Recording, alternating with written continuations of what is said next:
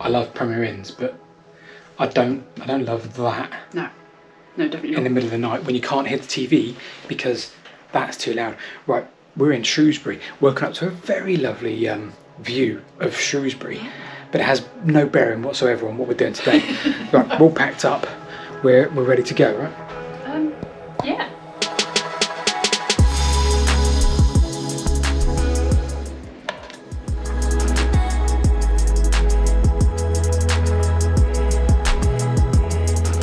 So if you have a look at the St Pancras shed, which is like the station, big iron girders, renovated in 1994, 5 or 6 or something, and the big hotel on the front, or what was the big Midland Hotel. If you have a look at that, when you do some research into Haddon Tunnel on the Midland Railway, the one that connected the Monsell Trail to the Peak Line, you look at the original plans. It's got the Thomas brothers on it, who were railway contractors, but it's also got William Barlow as designers of this tunnel, Haddon Tunnel, 1 kilometre long. Okay. Same people, same person, William Barlow, who designed the iron big shed of St Pancras, did the Haddon Tunnel. So we're going to go have a look at that.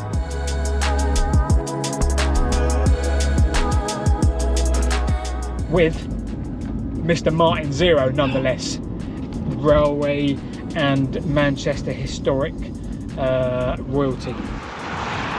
It's cold. Meet us by the tunnel mouth. Royalty. He calls us royalty, so we're going to call him royalty because he is royalty. He's more royalty than we're royalty. So you know, Martin, royalty. Yep.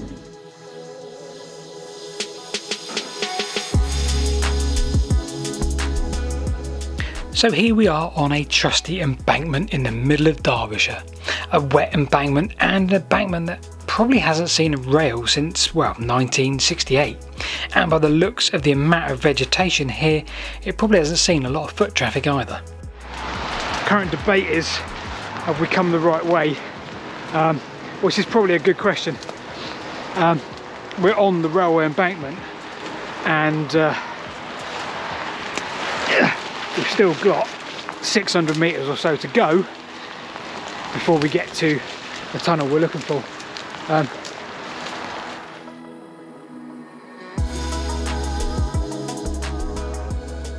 Anyway, we pressed on, bound for the tunnel, and as you'll see, there was a couple of surprises for us as we reached the tunnel on the south side of the rail. I feel like I've been walking for a long time, but it's probably about 700 metres or so, and we've got what looks like maybe like a platelayer's hut. Not absolutely sure of that, but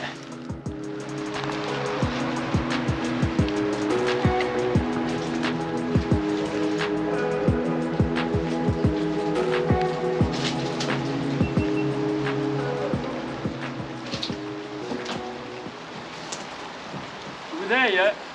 well, I thought we should be, shouldn't we? You in the drive. Okay, that way. Onwards to the main event, and now it's worth recalling the name I mentioned earlier in the car. William Henry Barlow. His name was indeed on the plans for this tunnel, employed as chief engineer for Midland Railway from 1844. Right, so what we have ahead of us is the beautiful portal to Haddon Tunnel, and next to us we have another old platelayer's hut. This one clearly looks like it was an original. It's pure masonry and it's fallen apart at the seams, and I wouldn't go in that in a million years. So the Midland Railway want to head north, and from 1860 parliamentary approval was given for a route north, but they had a pesky landowner to deal with, namely the Duke of Rutland and his Haddon estate. The 15-mile extension from Rowsley to Buxton would give us the beautiful Peak Line, but the first obstacle immediately out of Rowsley wasn't so much the geography, but moreover the lack of desire from the Duke to have an unsightly train go through his grand estate. So a seemingly pointless tunnel was needed to bury the railway underneath the Duke's estate, and when I say pointless, you'll see what I mean shortly. Here is a view from above, and the original plans here from Barlow was for 2 separate tunnels. Now the first tunnel would give you 120 yard, then a short cutting, and then another 900 yard tunnel. All very straightforward, one would assume.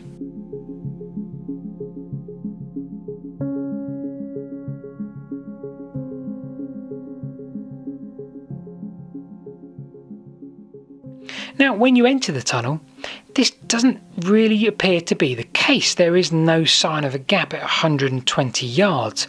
Maybe there's some light further up ahead, but not the original plan. So what exactly went wrong here? A month before the tunnel was due to be finished, many clues can be gleaned by a paper written on its construction. It's the 12th of December 1861, and John Allen writes that significant movement of clay whilst tunnelling was enough to break 18-inch timber crown bars. That is some significant force. So all the way along we've got these classic refuges, like 2 or 3 man wide, not very deep, and then all of a sudden we've got this really obscure looking, I don't know if that's a refuge or not, as a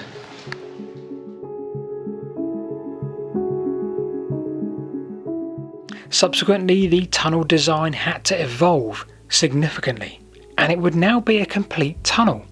One whole tunnel, albeit with one main centre bored tunnel at 350 yards and cut and cover style tunnels built on either end.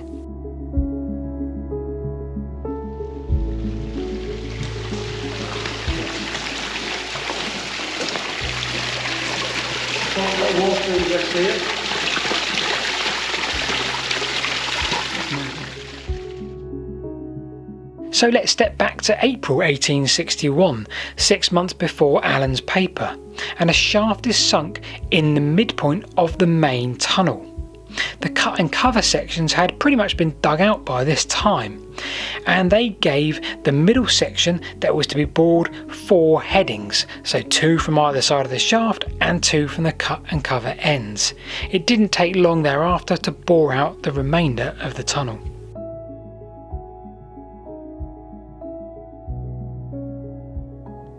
Inspection of the tunnel much later on in its period of life, 1900, noted that there was movement of some of the walling. They also cited problems with ventilation, and that struck me as a bit curious, but nevertheless it was deemed that opening a 33-foot box would solve all the issues in one foul swoop. What it has left us with though is 2 separate tunnels.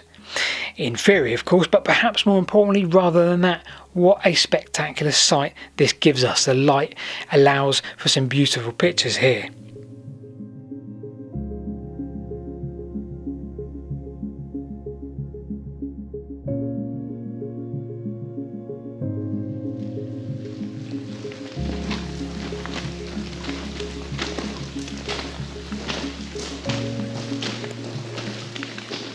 So it appeared to us that this section now could be the bored section of tunnel.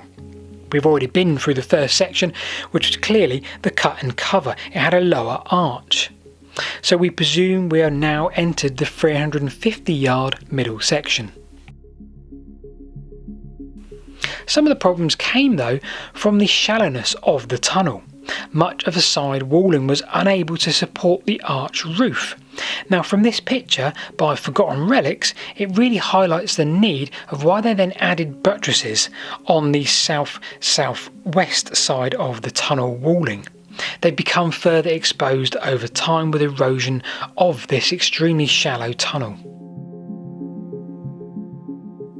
Whenever you research into tunnel construction in the 1800s, ultimately you come back to the life of the navvy and the disregard for the life of the navvy. Graham Bickerdike of Forgotten Relics has done some extensive research into many tunnels, but certainly this one and the Haddon Tunnel and the lives of the navvies that built it. It seems families of navvies moved around with contractors, and this was certainly the case in this instance. So the Thompson brothers that we had mentioned before, well, the family, the Alfred William and his family, his wife Sarah and 5 of their 8 children lived in some huts, and in the previous census Dad had been over in South Wales doing the same thing, so presumably again following the contractors around earning their money. This was dangerous work, and speaking of the money, well, they could earn up to 3 times as much as a farm labourer, for example. So come the 2nd of July 1861, well, it was potentially like any other. Danger perhaps at the forefront of Alfred as he walked to work with his 15-year-old son close by. They worked on the northern section of the tunnel, the cut and cover section, and on this day, well, they did so with 15 others. Around 4 p.m. that day, ultimately it was deemed by Barlow that one of the centre props became loose and was knocked over, possibly by unloading stone from one of the trucks. The roof collapsed, beams came down, frantic searching amongst the rubble got underway for a couple of hours. By 6 p.m, 3 men had been found to have lost their life. John Millington, aged 40, James Bird, aged 36, and 21-year-old James Clark. This picture really depicts what happened that day and the devastation that was caused.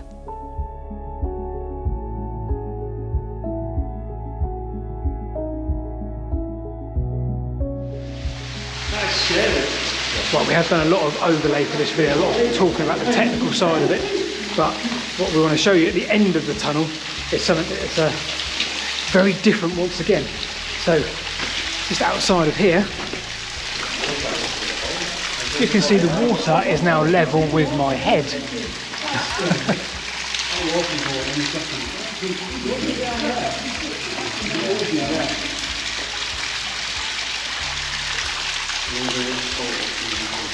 Wow, and yeah, it's leaking in all kinds of bits, but that breeze block wall, or concrete block wall, was holding quite a few gallons of water there, so we're going to step away.